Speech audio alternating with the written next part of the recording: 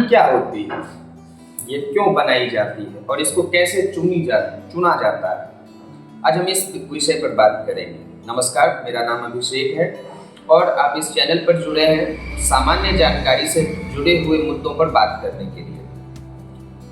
मुझे उम्मीद है कि इस वीडियो से भी आपको कुछ जानकारी जरूर मिलेगी।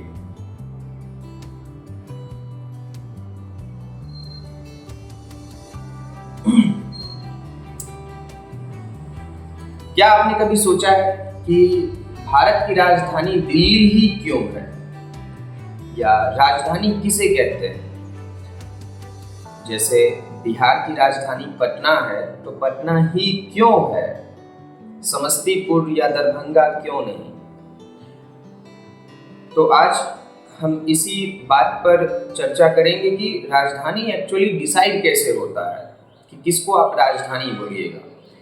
पुराने समय में जब राजतंत्र हुआ करता था, यानी राजा शासक राजा होते थे, तब राजा जिस जगह पर, जिस शहर में या नगर में निवास करता था, जहां उसका राजमहल होता था, उसको हम राजधानी कहते हैं। राजा अपने नगर, अपने राजमहल में मंत्रियों के साथ शासन व्यवस्था मैनेज करते थे, इसलिए उनकी राजधानी वही होती थी। वर्तमान परिप्रेक्ष्य में अगर हम बात करें, अभी राजतंत्र समाप्त हो चुका है मोस्ट ऑफ द कंट्रीज में। कुछ कंट्रीज में अभी भी राजतंत्र है, लेकिन वो पार्शियल राजतंत्र है।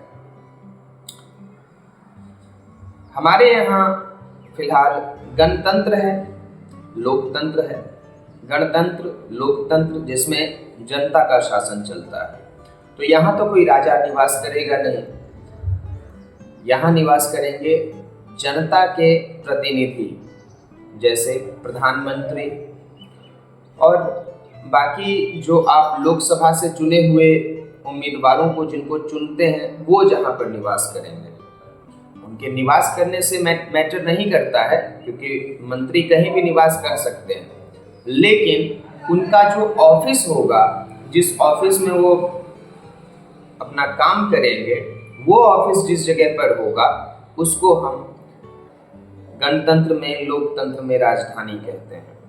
जैसे अपने देश के लिए अगर हम बात करें तो पार्लियामेंट हाउस, संसद जिस शहर में होगा, वो शहर ही हमारे देश की राजधानी होगी।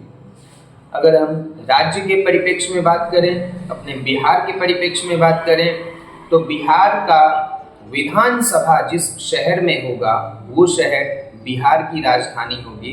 या किसी भी अन्य राज्य की राजधानी वो जगह होती है, वो शहर होता है जहां उस राज्य का विधानसभा उपस्थित होता है। विधानसभा आप जानते हैं, member of legislative assembly, MLA, जहां पर बैठते हैं, जहां पर उस राज्य के लिए नीति निर्माण का काम करते हैं, वो जगह होती है। बिहार के पक्ष में बात करें तो बिहार की राजधानी पटना है, क्योंकि पटना में ही बिहार का विधानसभा उपस्थित है। हाँ, एक होता है लेजिस्लेटिव असेंबली और एक होता है लेजिस्लेटिव काउंसिल। लेजिस्लेटिव असेंबली के मेंबर्स को, MLAs को हम डायरेक्टली इलेक्ट करते हैं, चुनते हैं, लेकिन MLC member of legislative council को हम डायरेक्टली इलेक्ट नहीं करते हैं। हम इस मुद्दे पर किसी और दिन बात करेंगे। फिलहाल राज्य की राजधानी, देश की राजधानी क्या होती है, उसकी बात कर रहे थे। तो हमारे देश भारत की राजधानी नई दिल्ली है, क्योंकि नई दिल्ली में ही संसद भवन है और जितने भी इम्पोर्टेंट पोस्ट्स, इम्पोर्टेंट ऑफिसेज हैं, जैसे वित्त मंत्रालय, गृह मंत्रालय, रक्षा मंत्रालय, इन सभी की बिल्डिंग्स दिल्ली में ही है।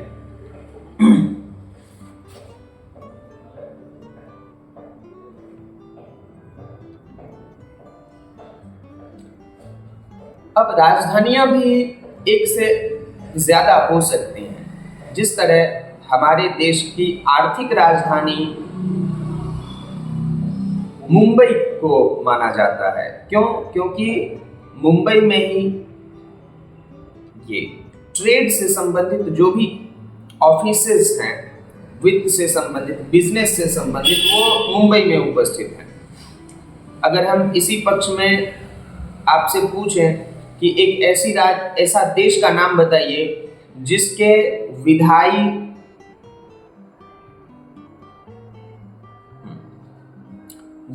विधायी, प्रशासनिक और न्यायिक राजधानियां अलग अलग हैं। विधायी राजधानी, प्रशासनिक राजधानी, हमारे यहाँ तो विधायी राजधानी, प्रशासनिक राजधानी और न्यायिक केंद्र, ये तीनों ही नई दिल्ली में ही है। आप जानते हैं सुप्रीम कोर्ट हमारा नई दिल्ली में है।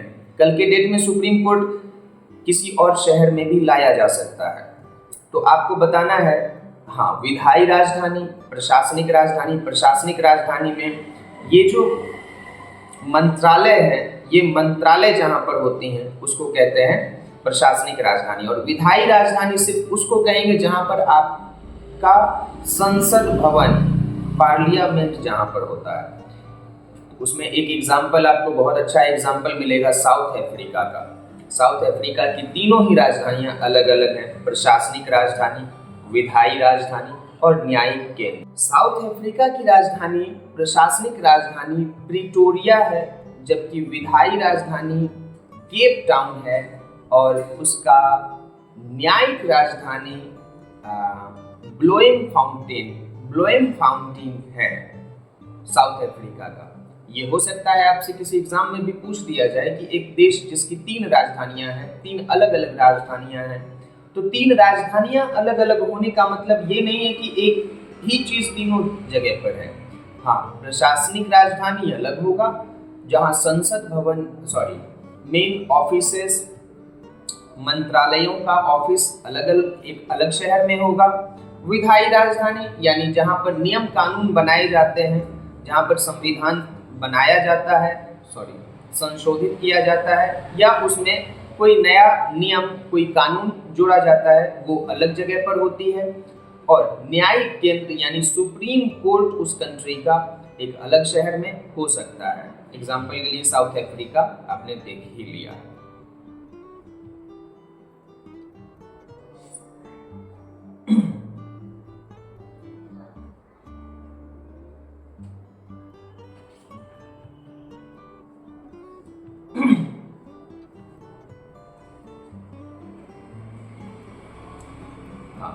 तो प्रश्न ये भी बनता है कि आप राजधानी सेलेक्ट कैसे करते हैं, किस आधार पर करते हैं। देखिए, राजधानी एक बहुत इम्पोर्टेंट शहर होता है, एक बहुत इम्पोर्टेंट जगह होनी चाहिए, शहर होना चाहिए जिसका इम्पोर्टेंस पूरी कंट्री के सभी स्टेट्स के लिए बराबर हो। आराम से आप उस जगह पर रोड कनेक्टिविटी, रेल नेटवर्क और एयर कनेक्टिविटी यानी आराम से आप फ्लाइट से उस जगह पर आसानी से जा सकते हैं। क्यों? क्योंकि वहीं से पूरा देश संचालित होता है। तो ये तो रही कनेक्टिविटी की बात। वो शहर सुरक्षा के मामलों में भी सुरक्षित होना चाहिए। ये नहीं कि आपने बॉर्डर पर अपनी राजधानी बना ली, पूरा देश आपका सुरक्षित है और किसी ने आपके राजधानी पर ही कैप्चर कर लिया। राजधानी पर कैप्चर किया, आपका संसद भवन कैप्चर किया, खेल खत्म, आपका पूरा कंट्री उसका हो गया। तो राजधानी सुरक्षा के दृष्टिकोण से भी होना चाहिए। हमारे देश भारत की राजधानी भौगोलिक रूप से, ऐतिहासिक रूप से महत्वपूर्ण है। तो एक क्वेश्चन आपसे बनता है कि बताइए, भारत की राजधानी नई दिल्ली कब स्थानांतरित की गई या सेलेक्ट किया गया? आपके 4 ऑप्शन हैं: 1811, 1911, 1812, 1912। चलिए मिलते हैं ऐसे ही वीडियो के साथ, तब तक के लिए धन्यवाद।